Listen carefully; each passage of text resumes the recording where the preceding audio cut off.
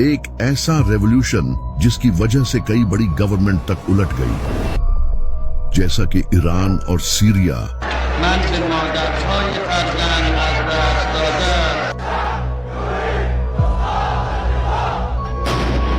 लेकिन आखिर करबला हुई कैसे और किस तरह इमाम हुसैन की शहादत से ये रेवोल्यूशन स्टार्ट हुआ, तो चले जानते हैं।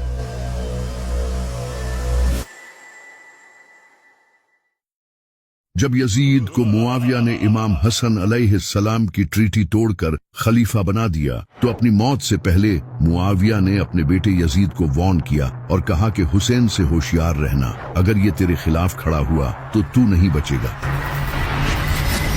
यजीद ये जान गया था कि हुसैन की बैत लेना सबसे इम्पोर्टेंट है, क्योंकि अगर हुसैन ने बैत कर ली तो बाकी भी बैत कर लेंगे। यजीद एक नंबर का जालिम और शराबी था।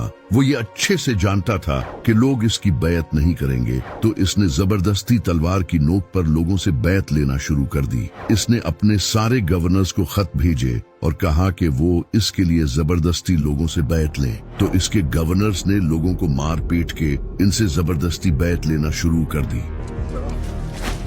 तभी मदीना का गवर्नर वलीद बिन उतबा ने इमाम हुसैन अलैहिस्सलाम को रात के वक्त सीक्रेटली बुलाया और कहा कि वो यजीद की बैत कर ले। लेकिन इमाम हुसैन अलैहिस्सलाम ने कहा कि मैं कभी भी यजीद की बैत नहीं करूंगा। ये कहकर इमाम हुसैन इसी रात अपनी फैमिली को लेकर मक्का चले गए, जहां वो कई महीनों तक रहे। जब इमाम हुसैन अलैहिस्सलाम मक्का में थे तो वहां उन्हें कूफे के कई लोगों ने खत भेजे और कहा कि हमारा आपके सिवाय कोई इमाम नहीं, आप हमारे पास आए, हम आपका साथ देंगे और इस यजीद के खिलाफ लड़ेंगे। तो इमाम हुसैन अलैहिस्सलाम ने मुस्लिम बिन अकील को कूफा की सिचुएशन का जायजा लेने के लिए भेजा। मुस्लिम बिन अकील कूफा पहुंचे और वहां के लोगों ने इनका अच्छे से वेलकम किया और 18,000 से ज्यादा लोगों ने इमाम हुसैन के हाथ पर बैत करने का वादा किया। जब यजीद को ये पता चला कि मेरे खिलाफ लोग फौज खड़ी करने वाले हैं, तो इसने फौरन कूफा के गवर्नर नोमान बिन बशीर को हटाकर इनकी जगह उबैदुल्लाह बिन जियाद को गवर्नर बना दिया, ताकि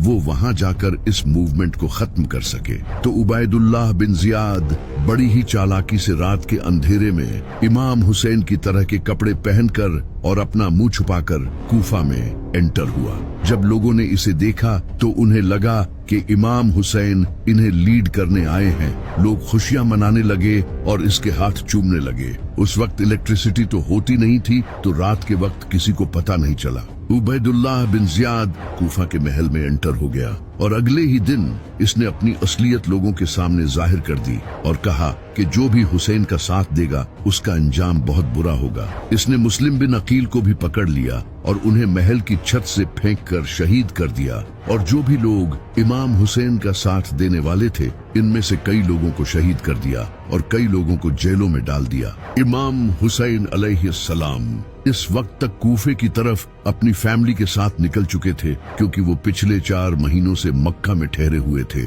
और हज के मौके पर कई हजार मुसलमान आकर इन्हें फॉलो करने का वादा कर रहे थे। यजीद को जब ये पता चला